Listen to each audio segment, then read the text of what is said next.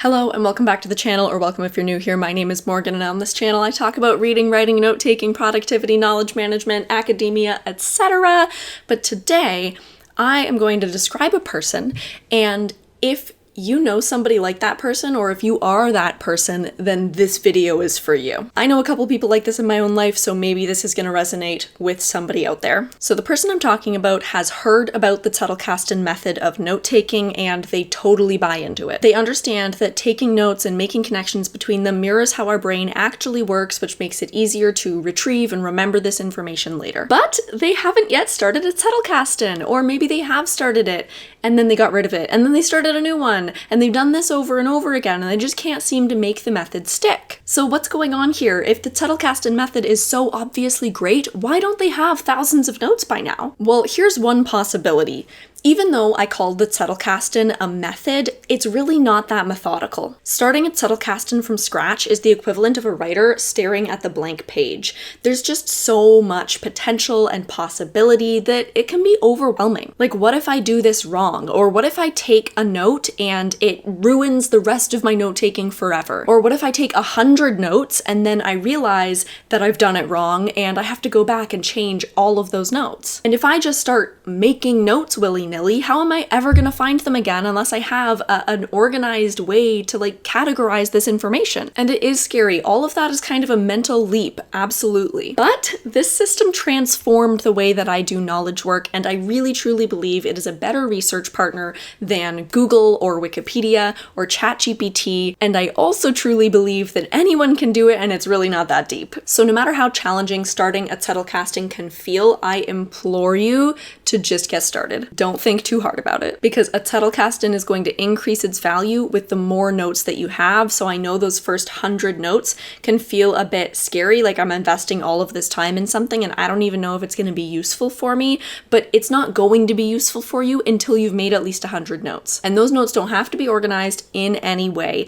In fact, your zettelkasten is going to be more effective for you if they are not intentionally categorized in some predetermined method of organization. I'm completely serious when I say when you start a zettelkasten, do not make a plan, make a mess. The only thing I might suggest going into your zettelkasten knowing is your note naming convention. In a zettelkasten, we have source notes, where the information is coming from, and then we have note notes. I really just call these ones notes, so we'll call those note notes, and this is the information that you're documenting. Source notes, the way that I name them is the author of the source, the publication date of the source, and the title of the source. This makes it easy for me to look at it at a glance and know what it is. And the note notes, I just use a descriptive title. So whatever's in the note, I condense that into just maybe 6 to 8 words, and that's the note name. So that's what I recommend, and that's the only plan you need going in. What you don't want to do is create a series of folders with maybe field-specific names of categories, and you're going to slot each note into a different folder so that you know where to find that information. We're not doing that. What you do want to do is resist any categorization at all. We don't need to worry about tags right now. We don't need to name our notes sequentially. We don't even need to name them by the date that they were created, especially in a digital system, because you can always find that information in the metadata of the note. Instead, we are going to let notes organize themselves organically. And if you're doing a zettelkasten, if you're trusting the process, this will happen.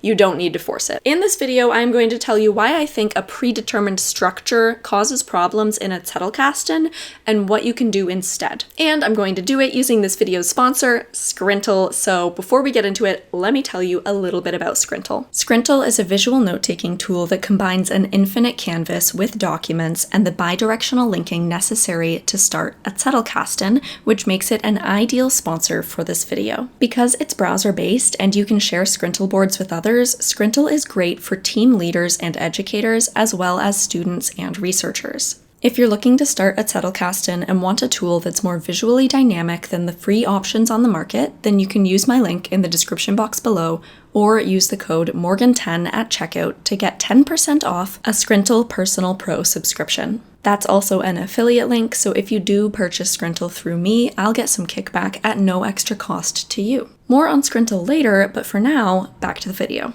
Okay, now let's talk about why you don't want an organizational system when you start a zettelkasten. For the sake of example, let's say I am going to start a zettelkasten, and the thing that I just happen to be interested in and researching right now is how our interpretation of time affects our interpretation of climate change. For instance, if we only look at our present moment from the perspective of a distant future that is already devastated, or if we see climate change as only existing in a distant future that we don't have to worry about, both of those things can stifle present-day political and environmental action. So this is a totally random topic and it's kind of complex feeling, but it's also a totally valid place to start a zettelkasten from. Any place is valid. Because of this specific interest, I am currently reading the book Climate Justice, Hope, Resilience, and the Fight for a Sustainable Future by Mary Robinson. Now, before I tell you how I would catalog this in my zettelkasten, let me tell you how this would get cataloged in a library, where there is a predetermined structure for organizing things, and it's called the Dewey Decimal System. If I was going to catalog my notes on this book in the library, I would go to the 300s, because that is for the social sciences. And then I would go to the section for 360s, because that is for social problems. And then I would go to 363 section, because that's for other social problems, and then specifically I'd go to section 363.7 because that's for environmental problems. However, if this was a scientific study of climate change, then I would actually go to the 500s and specifically 551.6, which is the number dedicated to climatology and weather. So perhaps you can already see what problems this might cause for your own knowledge. If by yourself you're trying to categorize your note on Climate Justice by Mary Robinson, you would first have to ask yourself, is this a social problem or is this a scientific problem? And maybe you decide that climate change is a social problem, but you don't have any subcategory for environmental problems. So you stick it under other social problems, and then you create a new category there for environmental problems, and thus starts the environmental problems category of your zettelkasten. And this to me just feels wrong, because climate change is not some other social problem,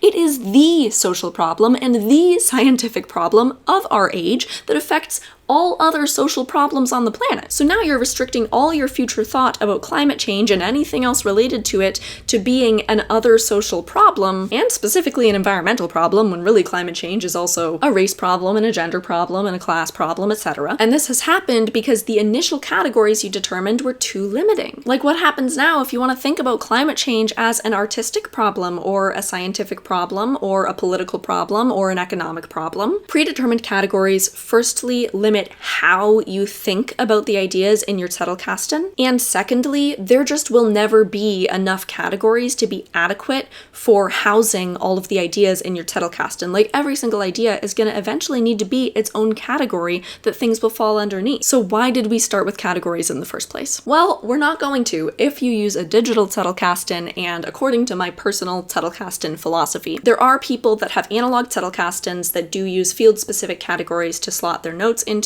but this is one of those big reasons why I prefer a digital zettelkasten. Now let's talk about what I would do differently in a zettelkasten in Scrintal using the book Climate Justice by Mary Robinson, and we're going to do that over at my computer, so I'll meet you over there.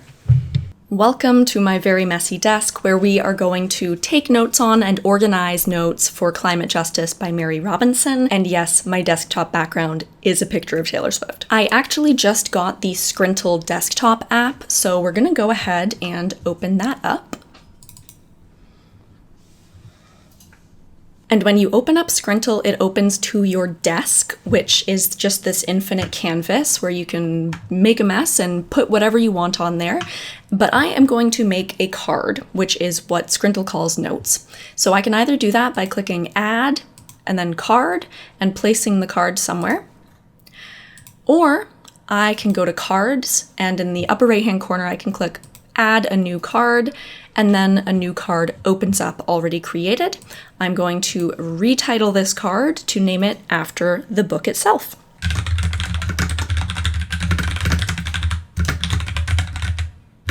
And there we go. I've literally called this note Climate Justice by Mary Robinson 2018.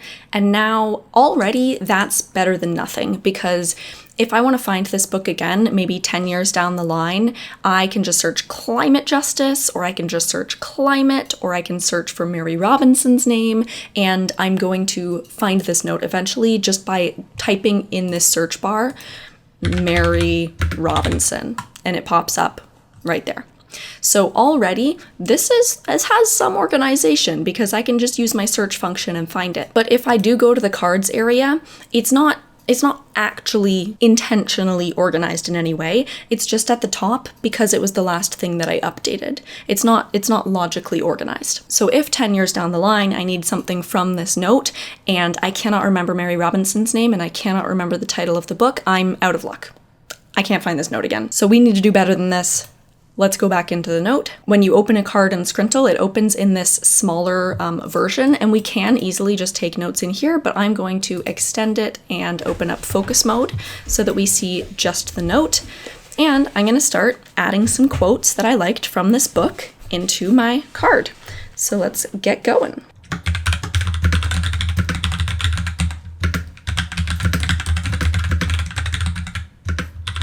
So here I've just dropped in some quotes and some ideas from the first 46 pages of this book that I've already read. And this is already slightly better organized than it was before because now it's not just Climate Justice by Mary Robinson that is going to show up in search, but any of the words within this card. So for instance, if I'm looking for something about the Kyoto Protocol, I can just go over to my search bar and I can search Kyoto and it pops up. I have two sources that have discussed the Kyoto Protocol in my zettelkasten, Canada and Climate Change, and Climate Justice. So I can find this note again. But still, all of the ideas in this card are only connected to this book. And if I want to have my own ideas, I need to discover them in contexts outside of Mary Robinson's book, while still ensuring that I know they came from Mary Robinson's book so that I can practice some citational ethics here. But for this organization, I'm not going to put this into a folder and I'm not going to create any tags. I'm not going to intentionally organize this note in any way. Instead, I'm just going to keep creating more notes that spawn off of this note and connecting them back here. And I'm going to connect them between each other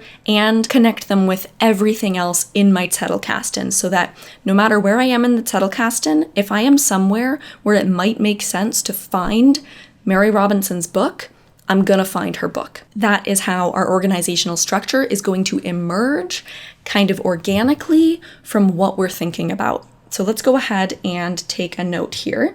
Something that I was particularly curious about when I read this book was that nearly 70% of the food consumed around the world is produced by millions of smallholder and subsistence farmers across Asia and Africa, the vast majority women. So this told me that climate change is not just a scientific or climate issue, it's also a gendered issue, it's a feminist issue. So I'm actually going to make a note called Climate Change is a Feminist Issue, maybe.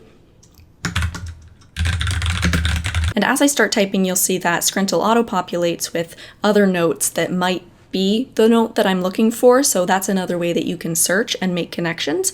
But in this case, there is no card called Climate Change is a Feminist Issue, so I'm going to click Create New Card. And that new card is going to pop up on the right-hand side. Again, we have the same issue. This card is not findable unless we already know the card for Mary Robinson's book, and you can actually visually see that if I open up the sidebar.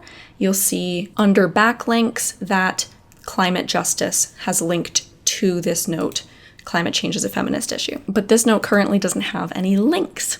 It also doesn't have any content, so it's going to be very hard to find. Scrintal has done this really convenient thing where a block of text can actually just be grabbed and you can just glide it over to any other card. So I'm literally just going to drag and drop that quote into this new card. Again, we've made this more findable, but I want it to be even more findable, so I am going to click Add a Card using the plus sign and see what else pops up when I type in climate change. The first note that I'm seeing is literally a card called Climate Change. So it's going to be pretty important for me to link the card on climate change to this card on Climate Change is a Feminist Issue, because those two things are clearly very related. If I am looking for something about climate change, I might want to find this note. So I'm just gonna add that. Let's see what else we have.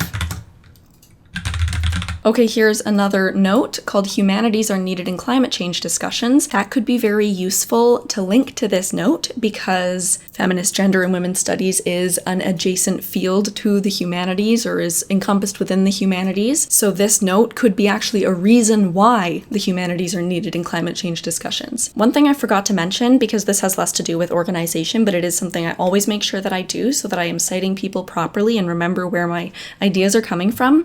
After this quote, I am actually going to link directly to Mary Robinson's book so that I know where this quote came from. Even though it is backlinked, I already know these things are connected, but I want to make it super explicit that this is a quote from Mary Robinson so that I know that for certain in future and I don't have to go back to the book itself.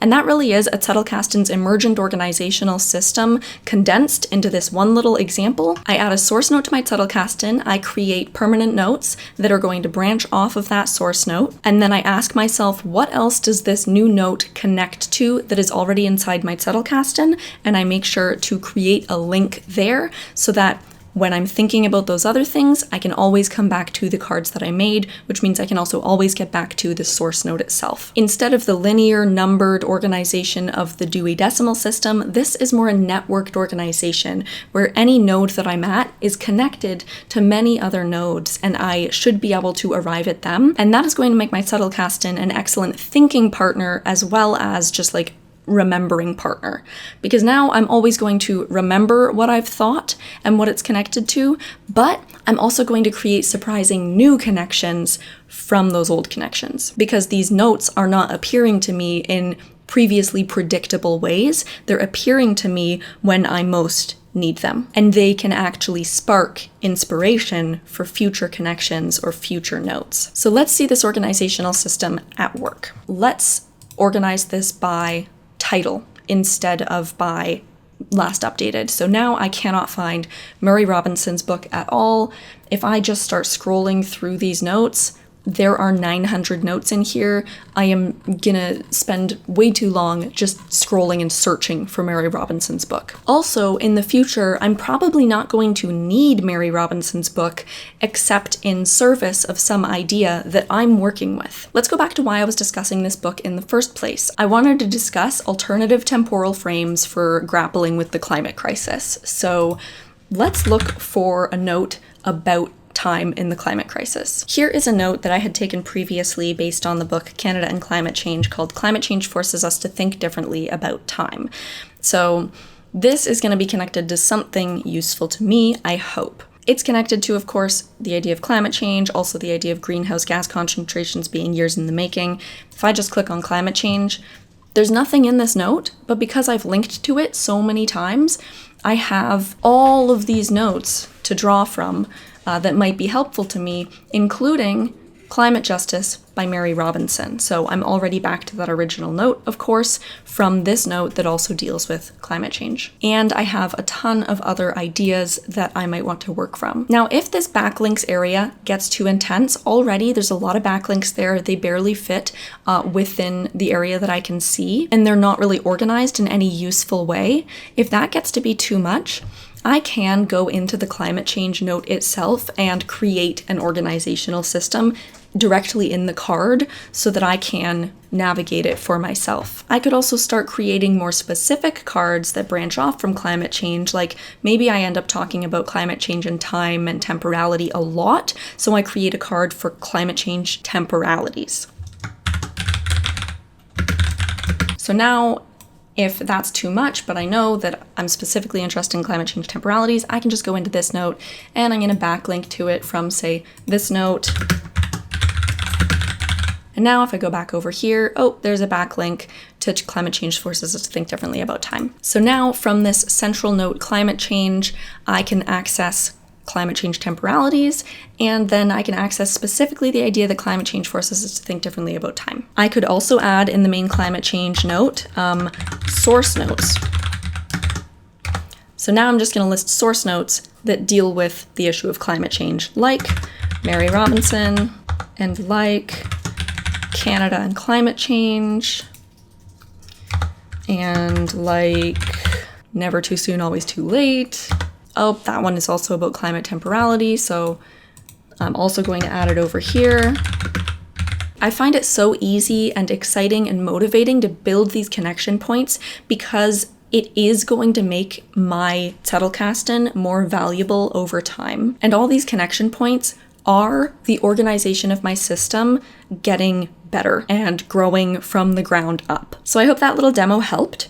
That is how my zettelkasten becomes organized without me doing any organizing. You'll see how messy that system was. I have many cards open at a single time, and I'm dragging and dropping text here and sources there, but it is actually that mess, that creating complexity within the zettelkasten that makes it so valuable, makes it so easy to remember these things later, makes it so easy to think alongside the zettelkasten, makes it a phenomenal research partner. So when you start a zettelkasten, don't make a plan, make a mess, because there's going to be a system that emerges from that mess, and that system is going to be organic to how you think about the world and the ideas that you're interested in. So long as you are adding notes into your zettelkasten and you are creating deep connections between those notes, you are going to have a system that is valuable, and you just need to trust the process. So thank you to Scrintal for helping me explain this emergent organizational system that is a zettelkasten. And thank you especially to Scrintal for